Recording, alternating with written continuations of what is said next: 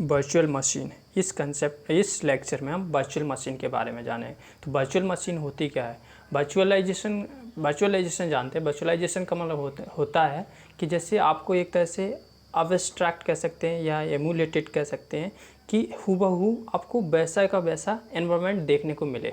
जैसे कह सकते हैं कि एक तरह से डुप्लीकेट या टू कॉपी, कोई आपको सेम पर्सन हूबहू एक ही टाइप का पर्सन मिले कि आपने दो लोग देखे लेकिन वो एक ही कॉपी हैं। मतलब ऐसे मोस्टली हम लोग पुरानी मूवीज़ में डबल रोल कहते थे उन्हें, तो उसमें वही रहता है। इसमें क्या रहता है कि जो भी हमारा हार्डवेयर्स है या कंप्यूटर्स है उसका हम as it is to copy same computers abstract, मतलब वो रियल में तो नहीं पॉसिबल है बनाना, पर वो काम कर सकते हैं उसमें। कि आपको ऐसे फील होगा, मतलब जो भी ऑपरेटिंग सिस्टम उसमें इंस्टॉल होगा उसको ऐसे फील होगा कि उसके पास इतने CPU हैं, इतना रैम है और इतनी हार्ड डिस्क है जो अवेलेबल है, पर एक्चुअल में नहीं होता, लेकिन उसको ऐसे असाइन हो जाता है, वो काम करता है, वर्क करता है। तो ये क्या होता है, एक तरह से कह सकते हैं कि एब्स्ट्रैक्ट होता है या एमुलेशन होता है या वर्चुअलाइजेशन होता है किसी हार्डवेयर का। हार्डवेयर हो या पीसी के जितने भी हार्डवेयर्स होते हैं, चाहे तो वो CPU हो, डिस्क ड्राइव हो, मेमोरी हो या नेटवर्क इंटरफेस कार्ड हो। तो इसका एग्जांपल सबसे बेटर आप समझ सकते हैं जब वर्चुअल बॉक्स आप इंस्टॉल करेंगे तो उसमें ये सब चीज़ें आपसे पूछेगा कि आपका जो भी नई वर्चुअल मशीन बनाने जा रहे हैं उसमें आप कितनी हार्ड डिस्क देना चाहेंगे, कितनी रैम देना चाहेंगे। और हो सकता है कहीं कहीं ऐसा भी होता है कि CPU की जो परफॉर्मेंस है, नंबर ऑफ़ साइकिल्स, वो भी कभी कभी मांगा जाता है। तो इस तरह से आपका जो भी स्पेस है वो अलग डिवाइड हो जाता है। तो इस तरह से क्या रहता है कि ये बेटर एनवायरनमेंट प्रोवाइड कराता है। और मोस्टली इसका यूज़ हम ऑपरेटिंग सिस्टम इंस्टॉल, मतलब ऑपरेटिंग सिस्टम के लिए ही करते हैं। तो एग्जांपल वर्चुअल बॉक्स हो गया इसका।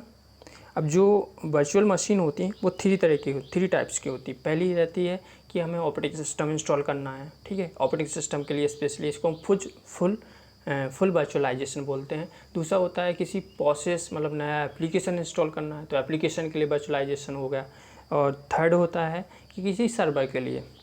तो जो सिस्टम वर्चुअलाइजेशन होता है इसमें क्या रहता है कि it provides suitable substitute for real machine, provide functionality to execute entire operating systems. तो एक तरह से कह सकते हैं कि जो एक नई मशीन है उसका एक तरह से सब्स्टिट्यूट होता है, जो मतलब हमने डेफिनेशन में देखा है उसका सेम टू सेम कंसेप्ट है, ये कुछ अलग नहीं है। तो वर्चुअल बॉक्स आपने इंस्टॉल किया, ठीक है। वर्चुअल बॉक्स इंस्टॉल करने के बाद आपने जो नई मशीन बनाई उस मशीन में आप हार्ड डिस्क असाइन कर सकते हैं। 200 GB मान लीजिए आपने हार्ड डिस्क असाइन कर दी, और रैम है वो 8 GB आपने रैम असाइन कर दी। तो जो नई मशीन बनेगी उसके लिए उतनी रैम कहलाएगी और उतनी उसकी हार्ड डिस्क हो गई है। तो वो जो नई मशीन है उसको ऐसे फील हो रहा है कि उसका एक नया कंप्यूटर है, पर एक्चुअल में नहीं है। तो वर्चुअलाइजेशन का कंसेप्ट ये होता है। जब वर्चुअल बॉक्स हम इंस्टॉल करेंगे उसके बाद उस पर हम कोई भी नई ऑपरेटिंग सिस्टम इंस्टॉल कर सकते हैं। जो प्रोसेस वर्चुअल मशीन होती है या एप्लीकेशन वर्चुअल मशीन होती है, इसमें क्या रहता है कि जैसे एग्जांपल लेते हैं कि आप लिनक्स इंस्टॉल कर रहे हैं, ठीक है। तो लिनक्स पर ऑपरेटिंग सिस्टम के विंडोज़ के कोई एप्लीकेशन आपको इंस्टॉल करना है तो उसके लिए एक बाइन सॉफ्टवेयर रहता है जिसके थ्रू आप सारे ऑपरेटिंग सिस्टम के सॉफ्टवेयर उसमें रन करा सकते हैं। तो जो बाइन सॉफ्टवेयर वो क्या प्रोवाइड करा रहा है, आपको एक प्रोसेस वर्चुअलाइजेशन प्रोवाइड करा रहा है। तो इसमें ये रहता है कि they are design to execute computer programs in a platform independent environment.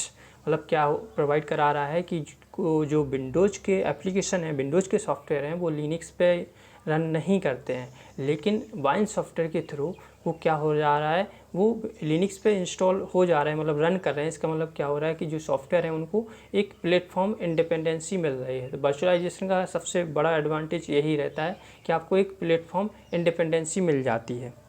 Third होता है OS लेवल वर्चुअलाइजेशन।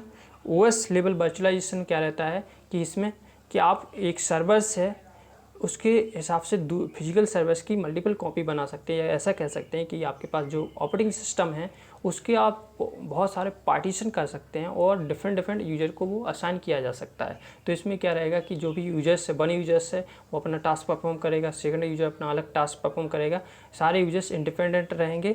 और अदर्स एक यूजर्स में कोई ड्रॉबैक आता है या फेलियर होता है किसी टास्क में तो अदर्स यूजर्स पे इस पर कोई इफेक्ट नहीं पड़ता है। और सबसे बेटर इसमें ये रहता है कि आप पैचिंग भी करते हैं ऑपरेटिंग सिस्टम की, और साथ में ऑपरेटिंग सिस्टम की फंक्शनिंग भी होती है और अपग्रेडिंग भी होती है। पेचिंग में क्या रहता है कि ऑपरेटिंग सिस्टम के जो भी कुछ एरर्स होती हैं या कुछ ऐसे बग होते हैं, उनको सही किया जाता है।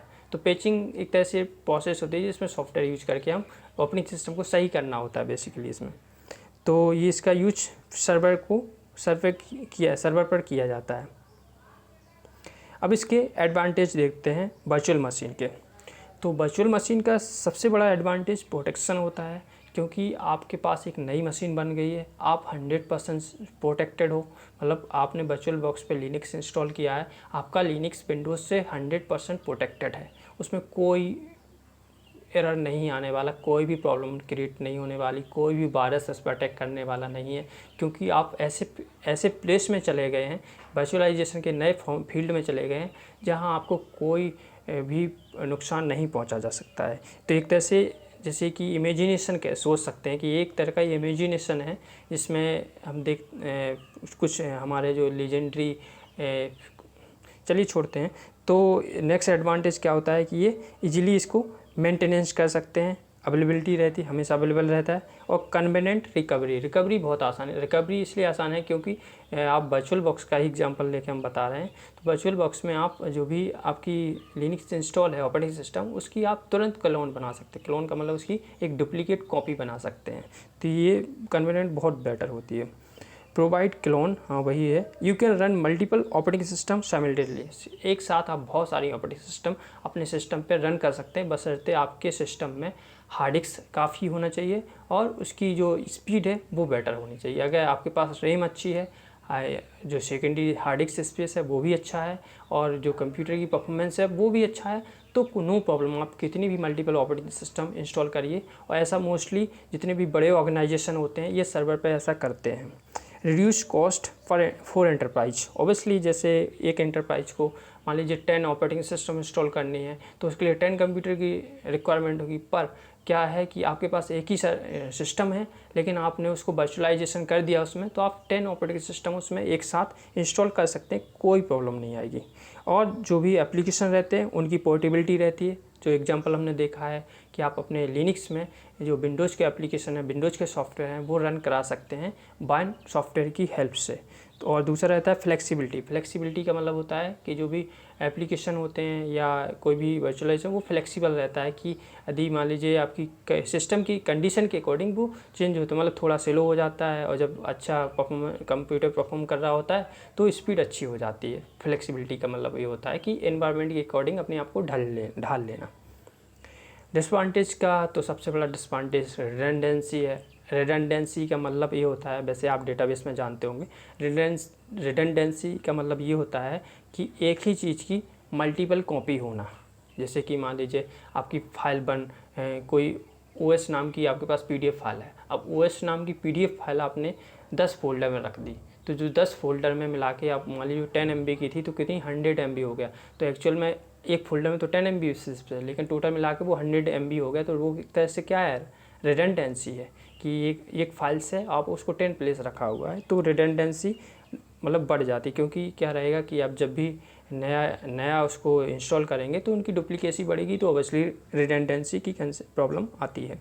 नेक्स्ट होता है स्लो स्पीड।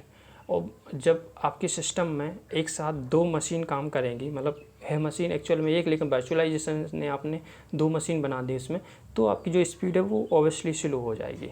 मतलब क्योंकि आप एक तरफ तो विंडोज़ रन कर रहा है, दूसरी साइड आपके वर्चुअल बॉक्स में लिनक्स वर्क कर रहा है, तो क्योंकि आपकी जो परफॉर्मेंस कंप्यूटर की पावर है वो एक ही है, तो वो डिवाइडेड हो जाती है, इस वजह से स्पीड स्लो हो जाती है। हाँ, और ऐसा भी रहता है कि जो भी मशीन है जब हार्डवेयर की एक्सेस करने की बात आती है तो वर्चुअल मशीन उतनी एफिशिएंट नहीं होती हार्डवेयर को एक्सेस करने के। और जो वर्चुअल मशीन होती हैं एक्चुअली इंडिपेंडेंट रहती हैं। मान लीजिए मल्टीपल ऑपरेटिंग सिस्टम इंस्टॉल हैं आपकी वर्चुअल मशीन में, वो इंडिपेंडेंट रहती हैं, इफेक्ट नहीं करती हैं। पर इफेक्ट इसलिए मतलब नॉर्मल इफेक्ट नहीं करती, पर परफॉर्मेंस के केस में इफेक्ट करती हैं, क्योंकि अगर एक रन कर रहा है तो जब दूसरा रन करेगा तो स्पीड आपकी डाउन होती जाएगी।